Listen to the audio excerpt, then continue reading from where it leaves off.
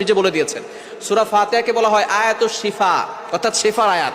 এই সূরা ফাতিহার ভিতরে অনেক শেফা আছে। আপনার পেটে ব্যথা, আপনার যে কোনো জায়গায় ব্যথা হচ্ছে, আপনি সূরা ফাতিহা 7 বার করে পানিতে ফু দিয়ে খাবেন, দেখবেন আল্লাহ তাআলা ব্যথা কমিয়ে দিয়েছেন। আপনি অসুস্থ, প্রচন্ড জ্বর, সূরা ফাতিহা 7 বার করে পানিতে ফু দিয়ে খাবেন। অবশ্যই ইয়াকিন থাকতে হবে, বিশ্বাস থাকতে হবে যে আল্লাহ তাআলা আমাকে এই সূরা ফাতিহার মাধ্যমে শেফা দান করবে। আপনি খাবেন, দেখবেন আল্লাহ তাআলা শেফা দিয়ে দিবেন। সুতরাং ইয়াকিনের সাথে বিশ্বাসের সাথে আমল করবেন। আবু সাঈদ খুদরি রাদিয়াল্লাহু তাআলা থেকে বর্ণিত, নবী সাল্লাল্লাহু আলাইহি ওয়াসাল্লাম জানিয়ে দিয়েছেন সূরা ফাতিহার ভিতরে শেফা আছে, এবং সে এটাকে এক সাপে কামড় দেওয়া রোগীকে সূরা ফাতিহা 7 বার করে ফু দিয়েছিলেন, সাথে সাথে সাপের বিষ পানি হয়ে গিয়েছিল। এজন্য সূরা ফাতিহা ইয়াকিনের সাথে আমল করতে হবে। তো এখন আপনি সূরা ফাতিহা প্রথমে ওযু করবেন, 3 বার দুরূদ শরীফ পড়বেন, এরপরে সূরা ফাতিহা 3 বার পড়ে শেষে আবার 3 বার দুরূদ শরীফ পড়ে চিরুনিতে ফু দিবেন।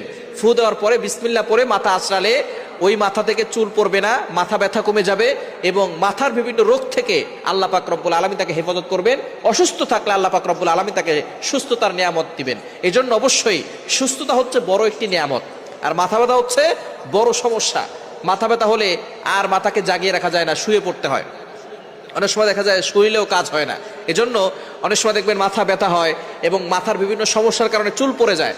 তো সূরা ফাতিহা পরে যদি চিরুনিতে ফু দিয়ে আপনি মাথা আঁচড়ান, তাহলে দেখবেন আপনার চুল পড়া বন্ধ হয়ে যাবে এবং মজবুত হবে গোড়া, এবং আপনার মাথার সকল সমস্যা দূর হয়ে যাবে। আল্লাহ তাআলা আমাদের সকলকে সূরা ফাতিহার মাধ্যমে শেফা দান করুক। সকলে বলেন আমিন।